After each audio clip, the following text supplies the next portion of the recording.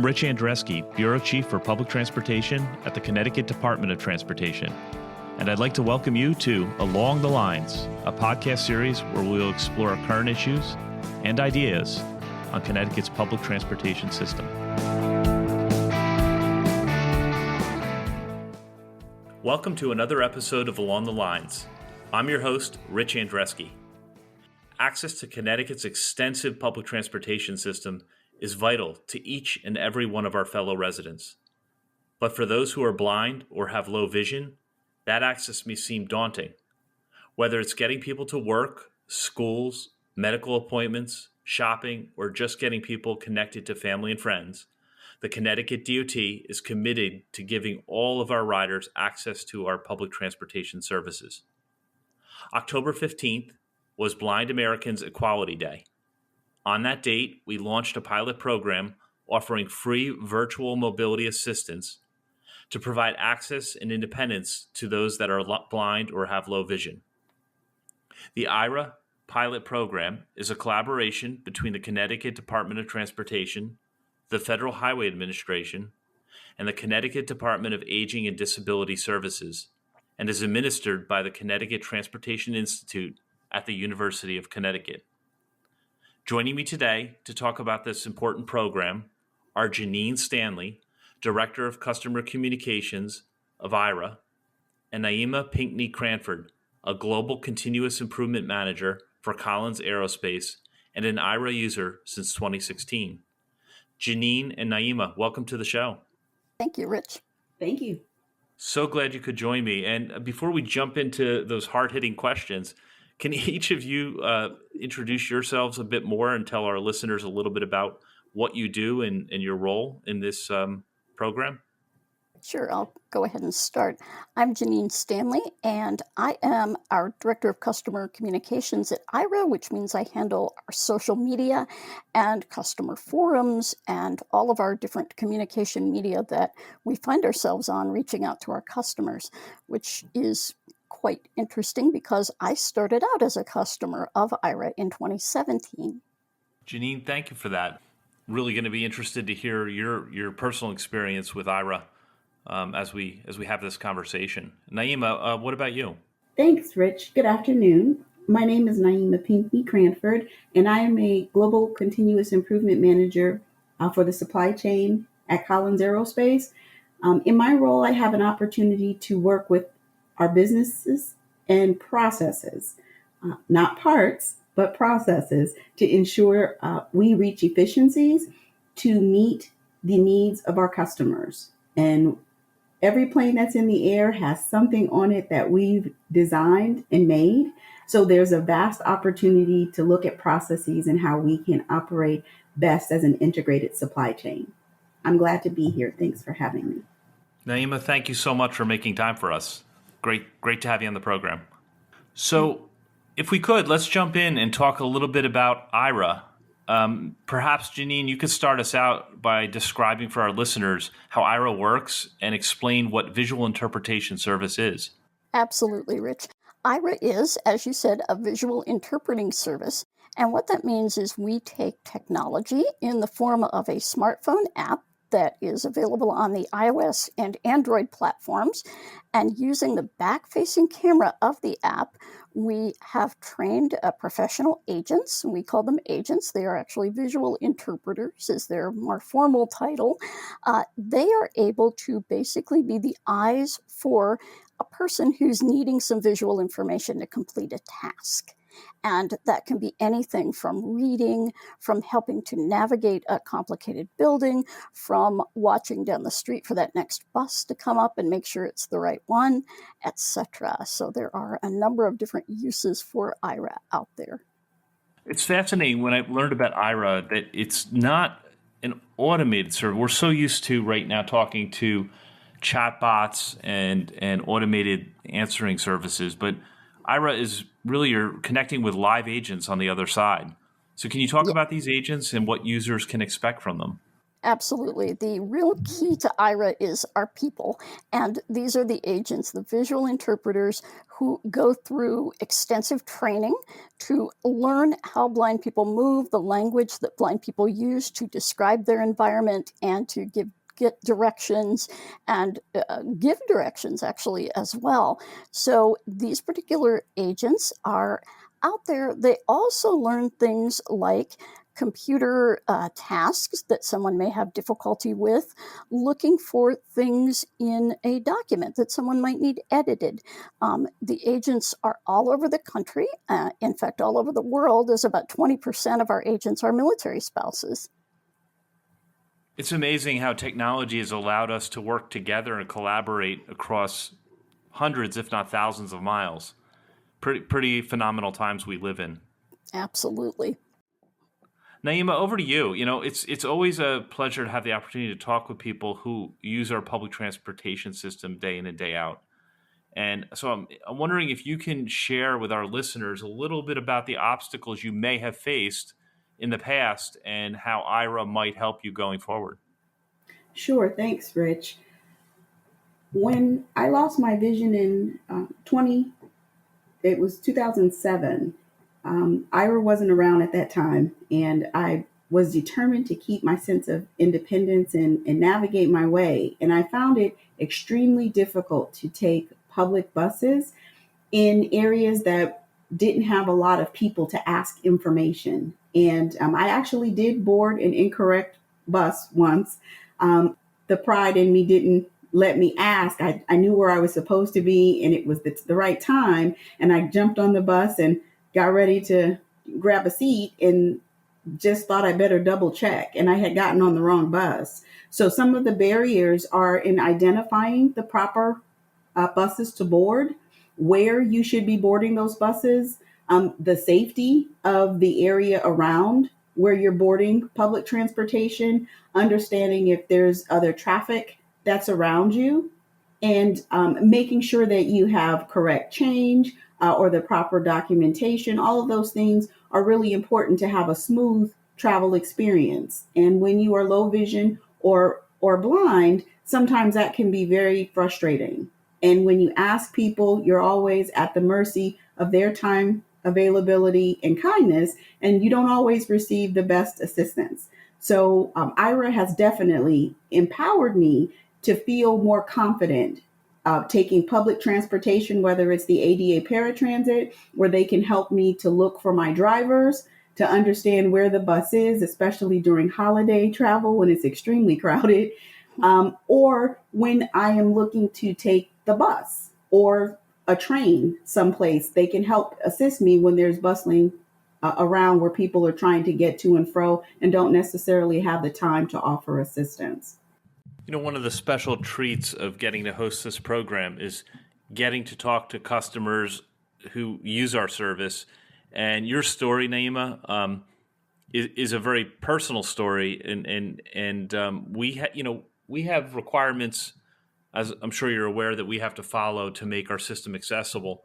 But my attitude and view is that we really those are sort of the bare minimums, and that whenever we can improve access and do it in a way that's customer friendly, we should be doing it. And that this isn't about a set of minimums or a set of, regulations per se, but that, the focus really needs to be on you and every other customer that, may have different needs out there. So you probably have some of the longest experience with Aira in terms of, being a customer of Aira.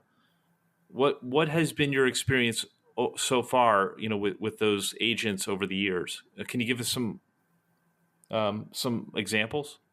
Absolutely. One of my most favorite things is being in an airport.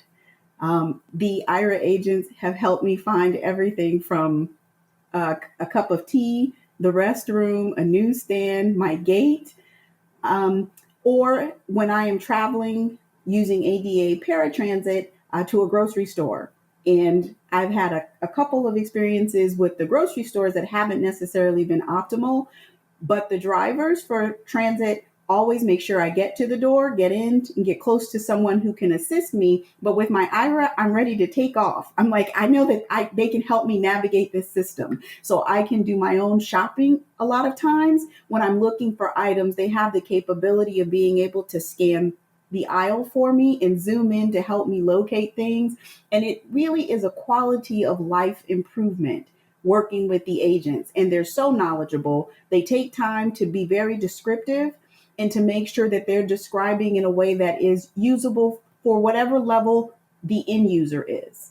So if you're looking for a lot of detail, they'll give you that. If you're looking for minimum details, they'll provide that. And that's the same way using public transportation. If you need them to give you every detail about your environment, they can provide that. And it really makes you feel safer, but it also makes you feel smarter. You're learning to travel smarter, and that makes the experience better for everyone.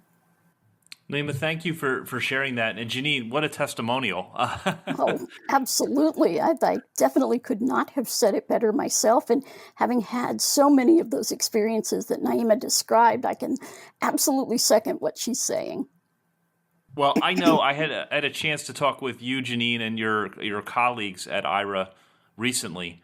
And I remember we were waiting for everyone to gather, and we were having just an open conversation over a conference call, and I could hear how powerfully descriptive your team was about describing things. They use such colorful language in a really neat and engaging way, very, very descriptive. Um, the rest of us don't necessarily talk that way, right? We aren't accustomed to describing everything we're seeing in a conversation, Mhm. but it was really very cool. Can you talk a little bit about how that works? I mean, it just for those who may not be able yet to grasp exactly what Aira is doing, it's literally translating the world around you into language. Is that a fair way to Yeah, say it? that is a very fair way to say it, Rich. Um, a lot of the training that our agents go through is to describe things, and most people who succeed in our agent process, and it is a process of around 15,000 applications we've had over the years, we take maybe 1% of them. So it's quite an arduous process to become an agent, and part of that is learning how to describe and being able to describe things around you. And, if you think about being on the telephone before we all had our mobile phones with cameras and things, we would describe things to each other, on the phone as you're telling about a family incident or a family gathering or something, and you would describe that. I think we've all gotten away from that with all the visual stimulation that we have. But this is something our agents do, and it really broadens, someone's experience.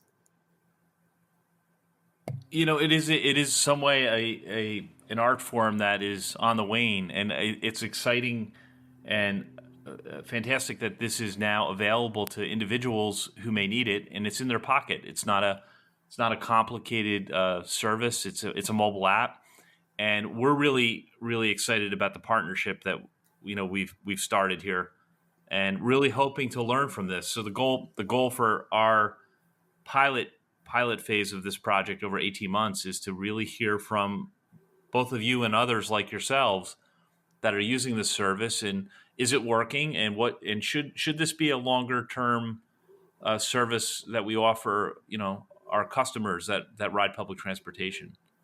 So Right, Rich. And I just wanted to say here, you are breaking ground nationally by being able to even engage in a pilot like this. That is really groundbreaking, and we're excited to be working with you.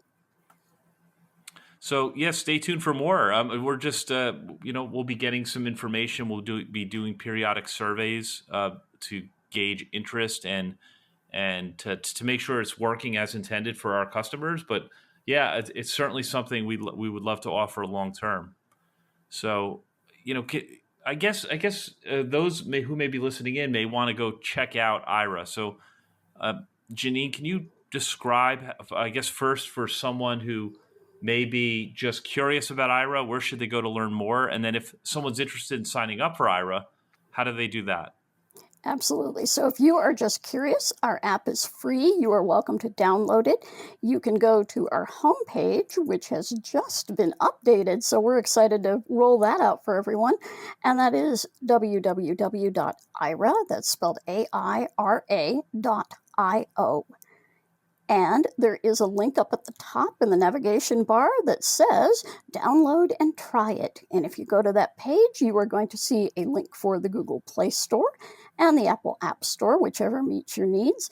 And it will take you right there to go ahead and download the app. And of course, you probably want to access that on your phone, not your computer, but it will take you right to our location in those app stores. You can download the app, sign in with a phone number, and then you can take a look around. You can try it out.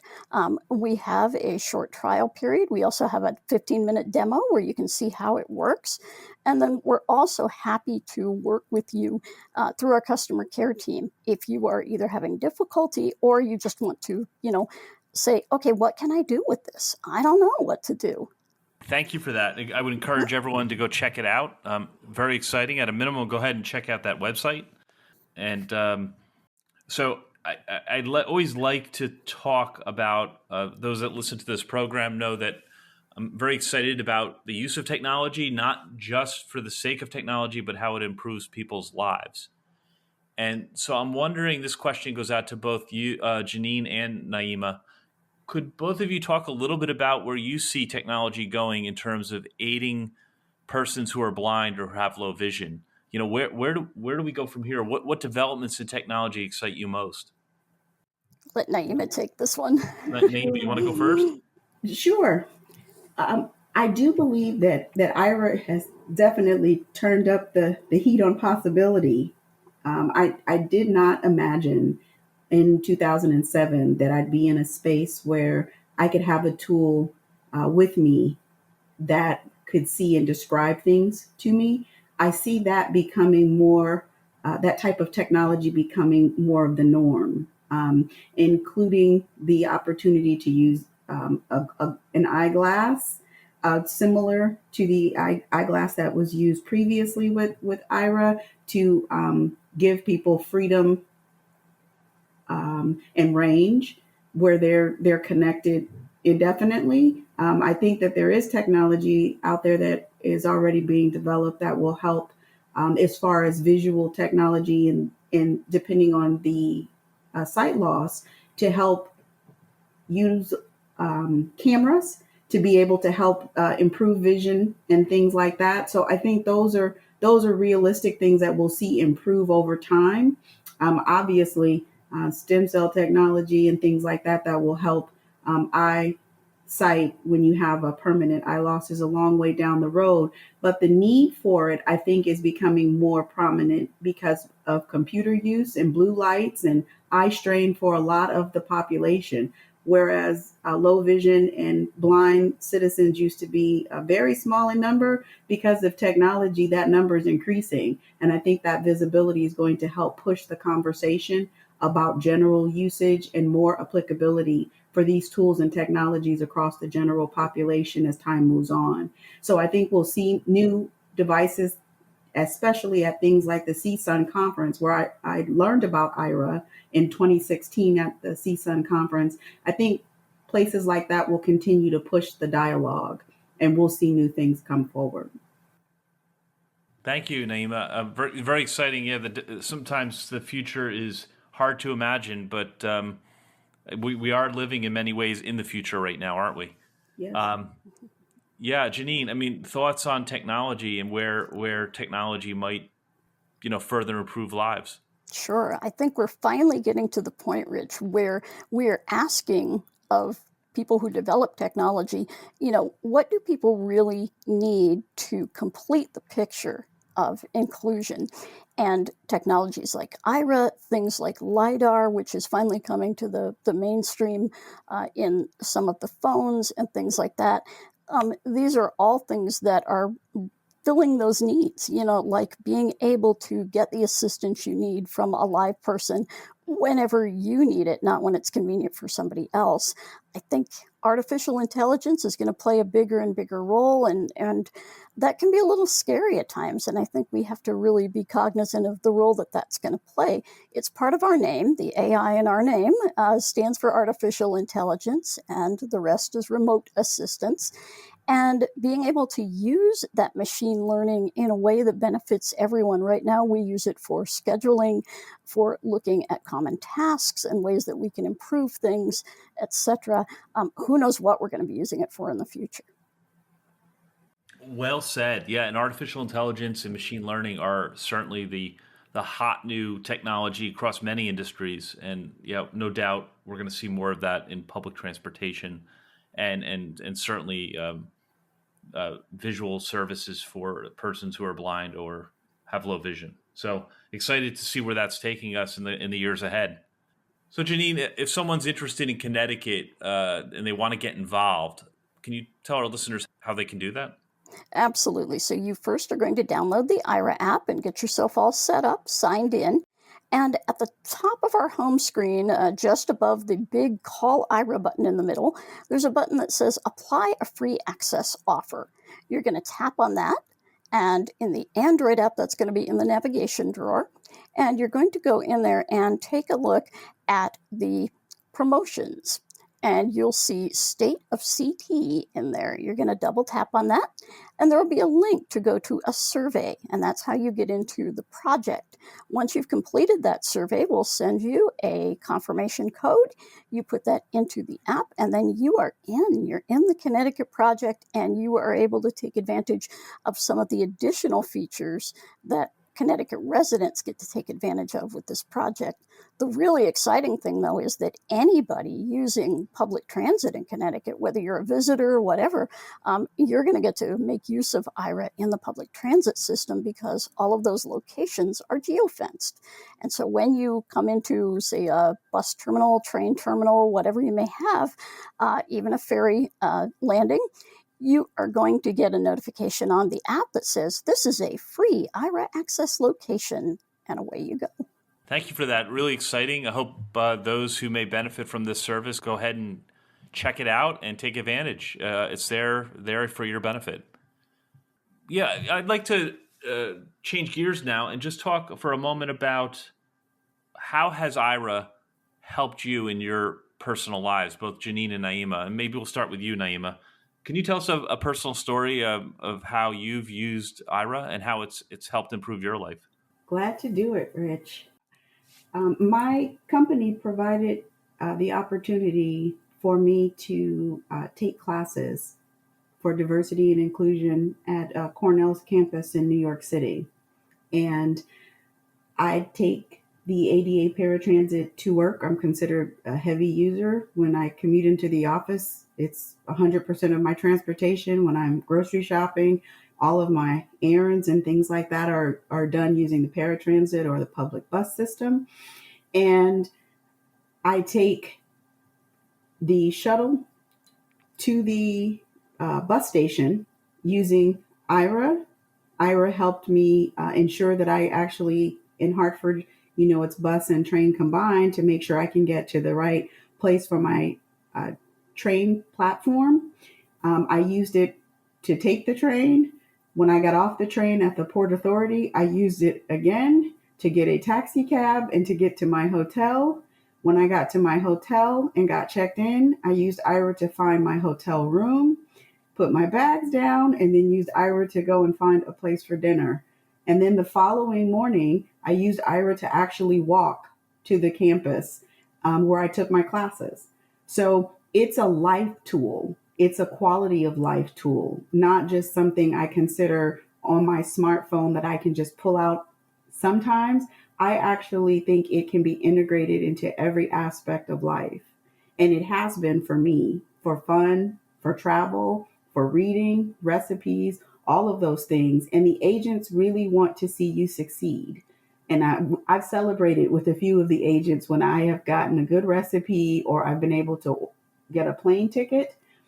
They've helped me order Uber to travel around when I'm in unfamiliar places. It really is like having someone with me.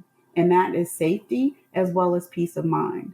So it is a tool that I think everyone can benefit. It's just how you choose to use it. And one agent actually told me, because I was going to ask something, and I said, "Oh, I won't ask. I don't think you can do it." They told me, never stop looking for ways to use this. The possibilities are endless. And I really think they mean it. Customer service comes first, and no doubt that's sounds the way Aira handles things.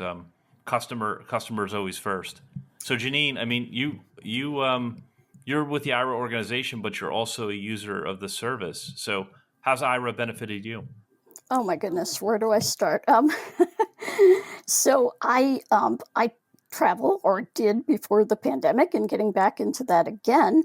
And Naima's description of going to New York mirrors what I'm going to be doing in a few weeks with some friends of mine, going on a yearly kind of pilgrimage to Manhattan, doing some shopping, doing some eating, and a lot of fun things. And we all are blind, so we're all going to be using Aira in various capacities, from adjusting the thermostat in the hotel room, which is often inaccessible, to going down to the Duane Reade right beside the hotel and grabbing some food and beverages and things like that, to actually looking around and saying, okay, where are we going to go eat and how do we get there? And what are the COVID restrictions? That's a really huge thing right now, is just figuring out, okay, are there social distancing marks? Because boy, people have been yelled at accidentally, I think, in most cases, for actually not being able to know about the social distancing restrictions and things like that. And so Aira can definitely help with that. Yeah, interesting times, to say the least. Well, thank you for what you do, Janine. Not only joining us on the program today, but the fact that your organization is helping improve lives every day. So thank you for spending a little bit of your time with us. You're so welcome. It's very humbling, actually, Rich. So is there anything else that either of you would like to share with our listeners before we wrap up? Let me give you our 800 number and email to reach us, and website. And our 800 number is 1-800-835-1934. And our customer service department is open from 9 a.m. to 9 p.m., and that's Eastern time. They are actually, many of them are located on the West Coast. Our website is www.aira.io, AIRA.io, and you can also email us at support@aira.io. Well, thank you so much. And Naima, anything you'd like to add? Thanks, Rich. Just thank you for having me today, and to everyone who's listening, please, I encourage you to give Aira a chance. You'd be very, very happy with what you found as a new quality of life tool. Well, this has been a really fascinating conversation. I've really enjoyed talking with both of you. I know you have busy schedules, and do appreciate you making the time to join us on the podcast. And I hope our listeners learned a little something that perhaps they wouldn't have learned otherwise. Thanks once more to our guests, Naima Pinckney Cranford and Janine Stanley, for joining me today. Thank you so much, Rich. Thanks for having us. Thank you for joining us today, and have a great day. Remember, you can find previous episodes of Along the Lines on your favorite podcast platform, including Apple Podcasts, Spotify, Google Podcasts, and SoundCloud. I'm Rich Andreski. Join us next time for another episode of Along the Lines. Thanks for listening to this episode of Along the Lines. This is your host, Rich Andreski. If you've enjoyed this podcast, please remember to subscribe and share.